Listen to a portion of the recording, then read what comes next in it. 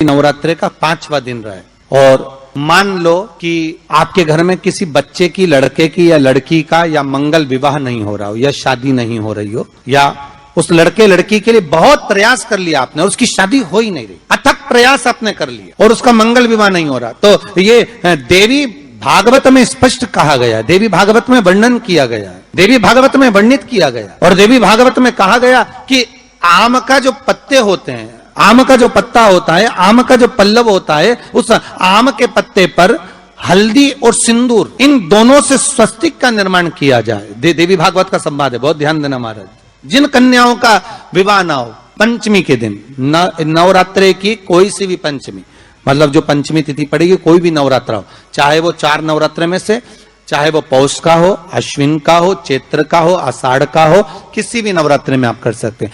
एक पान के पत्ते पर, एक ही पत्ते पर जो 2 स्वस्तिक बनेंगे, एक हल्दी का बनेगा, एक सिंदूर का बनेगा। बस अंतर इतना है, जो हल्दी का स्वस्तिक है उस पर कंकु के चावल अर्थात रौली के चावल, रौली कुंकू के चावल रखना है, और जो सिंदूर का है उस पे हल्दी के चावल रखना। इतना रखकर जिस लड़का लड़की का विवाह नहीं होता उसकी हथेली पर रखकर उसका नाम और गोत्र बोलकर महाराज उसको ले जाकर नीम के पेड़ के नीचे उसको रख दिया जाता है। मात्र 3.5 या 4 महीने ऐसे रहते हैं जिसके अंदर उस लड़का लड़की का विवाह पक्का हो जाता है। जिसका विवाह नहीं होता केवल उसी के लिए। की भक्ति में अगर कोई डूबा हुआ है, राम की भक्ति में अगर कोई डूबा हुआ है, कृष्ण की भक्ति में डूबा हुआ है, तो ये भगवान की कृपा से डूबा हुआ है। एक कलश जल का, एक बेलपत्र, कभी कोई विशेष कार्य है, अटक रहा है, बहुत दिन से लगे हो, नहीं हो रहा, एक कलश जल, एक बेलपत्र। शिव मंदिर में जब बेलपत्र लेकर जाएं, बेलपत्र रखी सीधे हाथ में, उसके ऊपर रख लिया कलश, उसमें जल भरा हुआ हो, अपनी कामना कर कर मंदिर में पहुंचकर कलश को उल्टे हाथ में लेकर बेलपत्र को पहले अशोक सुंदरी वाली जगह पर, ये डंडी का जो भाग है जहां से पानी बहता है, अशोक सुंदरी की जो जगह होती है, और ये पत्ती उस जगह पर उसको रख दें, अशोक सुंदरी वाली जगह पर, और शंकर भगवान को सीधे हाथ में जल लेकर अशोक सुंदरी वाली जगह पर जल समर्पित कर कर शंकर भगवान के चारों ओर जल छोड़कर फिर शिव जी के शिवलिंग पर जल समर्पित करें। लगभग 2 या 3 सोमवार लगातार प्रतिदिन एक बेलपत्र समर्पित करें। और अगर आपने लगातार 2 सोमवार या 3 सोमवार कर लिया तो जो अटका हुआ कार्य है ना, मेरा देव अधिदेव महादेव उसमें सफलता प्रदान कर देगा, ये विश्वास। अशोक सुंदरी की जगह पिता जितना अपने बेटे की नहीं सुनता उतनी अपनी बेटी की सुनता। बेटा माँ को प्रिय होता है और बेटी बाप को प्रिय हो, बेटी पिता को प्रिय है। अशोक सुंदरी से अपनी बात कह सकते हैं, अशोक सुंदरी से अपने हृदय की बात कह सकते हैं। माता पूछती हैं, बाबा विश्वनाथ से, शंकर से, भगवान शंकर से सती माता ने प्रश्न किया, जगत को रोग से मुक्त करने के लिए, जगत को चाहे जन्म लिया बच्चा हो और पलंग पर पड़ता हुआ बूढ़ा व्यक्ति हो, उसको रोग से मुक्ति कैसे मिलेगी, रोग मुक्ति का साधन क्या है?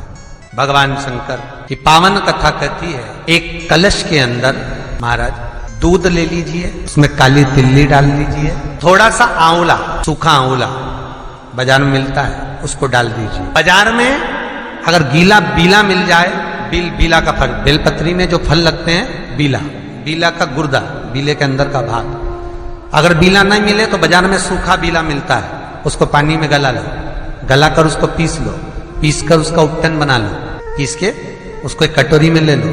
उस उपटन को, जल के पात्र को, जो व्यक्ति घर में बीमार रहता हो या जिसको बुखार ज्यादा चढ़ रहा हो, उतर नहीं रहा हो, निमोनिया जैसी बीमारी हो, बड़ी से बड़ी बीमारी भी अगर आपको घेरी हुई है, तो आप अपने हृदय चित्त से स्पर्श कराकर, कोई पलंग पर पड़ा हो तो उसका हाथ का स्पर्श करा, जो स्वस्थ है उसके ऊपर से उतार कर भगवान शंकर को ले जाकर वो बीले का उपटन शिवलिंग पर लगा दे, और जो जल है वो शंकर जी को समर्पित करें। कौन सा मंत्र बोलना है, उस मंत्र का स्मरण आप सब प्रेम से करें। ओम, जितने टीवी के सामने बैठे सब बोलिए, ओम जूम, जामे ऊ की मात्रा, अम की बिंदी, जूम, सहा, सा दोहा की बिंदी, सहा, ओम जूम सहा।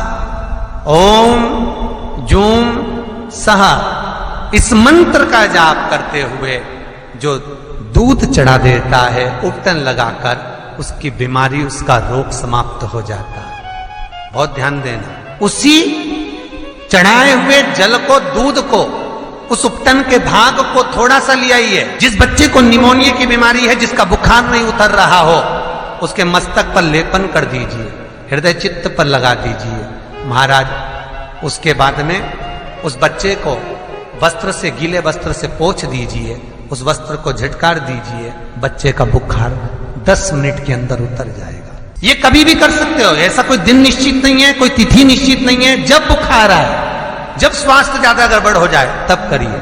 मंत्र का जाप करते हुए ओम हूम ओम जूम सह, इस मंत्र का बस स्मरण करना है। ओम जूम सह मंत्र का स्मरण करिए और शिव की आराधना करिए। ये वो औषधि है जो सती माता ने भगवान शंकर से विवाह के प्रथम में प्राप्त करी है। बहुत तकलीफ है और नहीं हो रहा काम, बहुत दिनों से लगे हो, नहीं हो रहा, हरा मूंग ले जाओ। मूंग के दाने तो रहते हैं घर में, केवल 31 मूंग के दाने लेकर जाइए, 31 चावल के दाने लेकर जाइए और 31 ही बेलपत्र लेकर जाइए।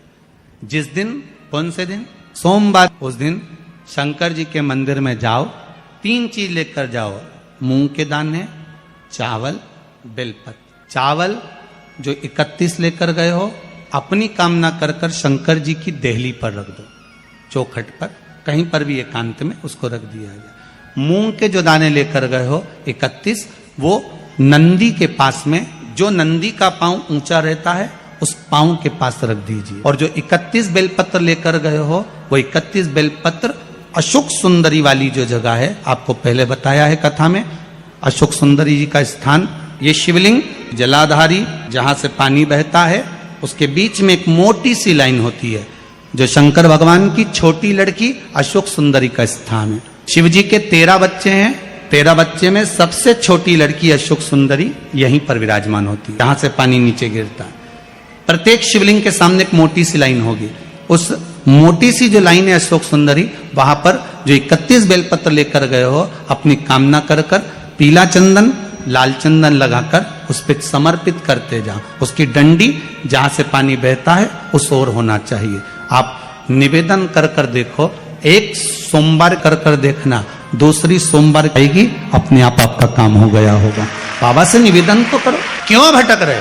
भोला सब दुख काटो, शिव शंकर जपूं तेरी माला, भोले बाबा जपूं तेरी माला, भोला सब दुख काटो,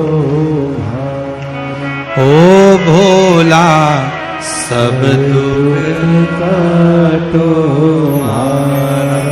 आप उससे निवेदन करेंगे, प्राप्त होगा। शिव तत्व में जो सुख है, वो सुख कहीं नहीं। तो दोस्तों, वीडियो आपको अच्छी लगी हो तो वीडियो को लाइक करें, चैनल को सब्सक्राइब करें, हमारे वीडियो को शेयर करना बिल्कुल भी ना भूलें। मैं आपसे मिलती हूँ अगले वीडियो में, तो तब तक के लिए अपना ध्यान रखिए और खुश रहिए।